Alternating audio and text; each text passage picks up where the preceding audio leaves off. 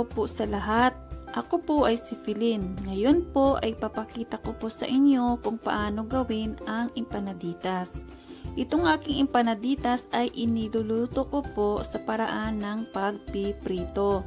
Sa iba po ay niluluto sa paraan ng pagbibake, pero para sa akin mas masarap po pag piniprito po. Ang empanaditas po pala ay isa sa mga inihandang pagkain na pang merienda o pangbaon ng mga mahal ninyo o pwede na ding pang negosyo. Hindi lang ito masarap, madali lang din po gawin lalo na't pag natututo na kayo. Kaya panoorin niyo po ang videong ito hanggang sa dulo. Pero bago po tayo mag-umpisa, iniimbitahan ko po yung mga viewers ko na hindi pa nakapag-subscribe na mag-subscribe na po. Pindutin niyo lang po ang subscribe button sa ibaba ng videong ito at notification bell para po ma-notify po kayo sa mga bago kong uploads. At sa mga nakapag-subscribe na po, maraming salamat po. So ngayon, ang mga kailangan po natin sa paggawa ng empanaditas ay ang sangkap ng empanaditas crust at ang sangkap ng palaman ng empanaditas. Ang una po natin gawin ay ang paggawa ng palaman ng empanaditas. Ang mga kailangan po natin sa paggawa ng palaman ng empanaditas ay carrots, patatas, kamote, ground chicken, sibuyas, bawang, black pepper, Knorr seasoning, asukal na pula, asin, mantika, at syempre tubig. Sa paggawa po ng palaman ng empanaditas ay kagaya lang po sa pagluluto natin ng mga ginisa nating ulam. Una, painitin na natin ang ating kaserola at ilagay ang mantika. Sunod, ilagay na naman natin ang bawang at sibuyas. Tapos, haluin ng maigi at ilagay na naman natin ang ground chicken.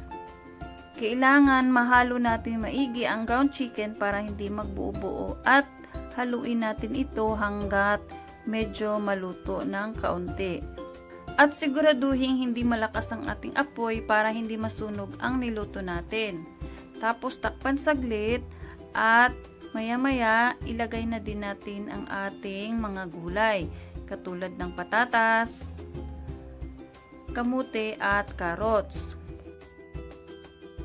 Tapos timplahan na din natin. Ilagay na natin ang ating black pepper at Knorr seasoning. Takpan uli at hayaan lang natin ito hanggat medyo maluto na yung gulay natin o wala ka nang makitang sabaw. Tapos lagyan na naman natin ng kaunting tubig para lalo itong lalambot ang mga gulay. Tapos titimplahan na natin. Lalagyan na natin ng kaunting asin or tama lang sa inyong panglasa at lalagyan na din natin ng asukal. At uli, haluin natin ito at hayaan hanggat magiging ganito na ang itsura niya. Ibig sabihin, handa na ang palaman ng ating empanaditas at pwede na natin siyang itabi at palamigin. Samantala, gagawin na naman natin ang ating empanada crust. Ang kailangan nating gawin ay gagawa tayo ng empanada dough.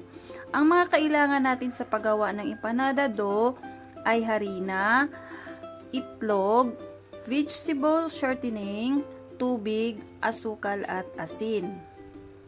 Ang una nating gawin ay ihanda na ang tubig sa baso at ilagay na ang itlog, pati na din ang asukal at asin.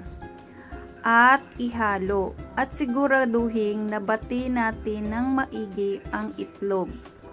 Tapos, itabi muna natin ito dahil ihanda natin ang harina at vegetable shortening sa ating mixing bowl.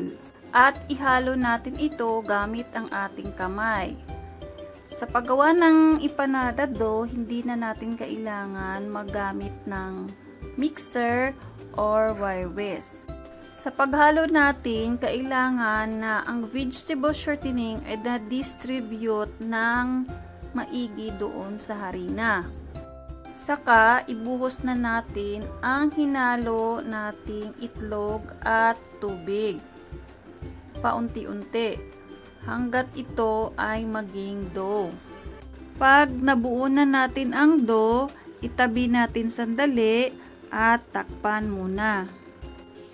Pagkatapos ng 15 minutos, i-knead natin ito uli at i-roll natin sa haba ng 12 inches. Balutin sa foil at i-chill natin ng mga 4 na oras o sobra. So, kung gagawa tayo ng empanaditas, kailangan advance na natin ginawa itong empanadita crust. Para meron na tayong handang empanadita dough kung meron na tayong palaman at kung gagawa na tayo ng empanaditas. Pagkatapos natin ma-chill ang ating empanada dough, i-roll natin ito uli at hatiin sa 10 peraso. Hatiin sa gitna, slice sa dulo. Ang naiwan, ihatiin sa 4 na peraso at ganun din sa kabila para makabuo tayo ng 10 perasong empanada crust. I-roll out ang dough isa-isa o i-flatten ito, tapos lagyan ng palaman.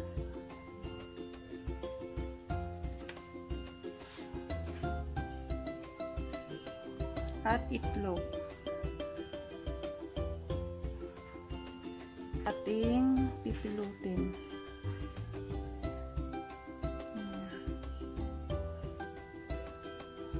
Ganyan. Ito. Ganito na siya. Lagyan ng tubig para didikit yung empanada natin at gawing ganyan. Ganyan lang siya. Mula sa ilalim, itaas natin at ganyan.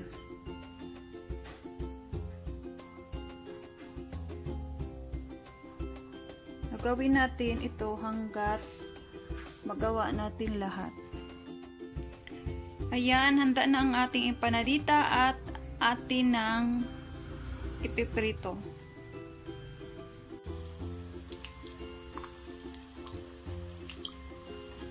Dahil maliit lang ang pinagpipirtuhan ko, mga 3 peraso lang muna ang ilalagay natin.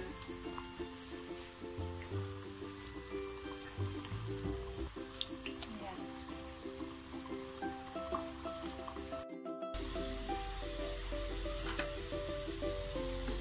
Ayan. Malapit na siyang maluto. Pag medyo kulay brown na siya, pwede na natin siyang tanggalin. Kasi pag aantayin pa natin talagang mag-brown siya, kasi sunog na yung empanada natin. So, parang golden brown na siya, or light brown na, pwede na natin siyang tatanggalin. Kapakita. So,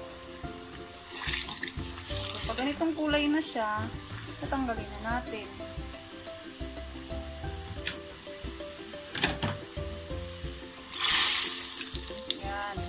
Kasi mag-brown na yan siya maya-maya.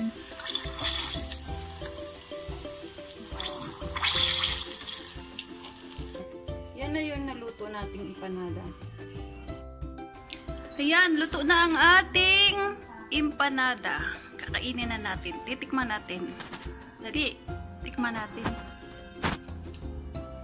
Ito na.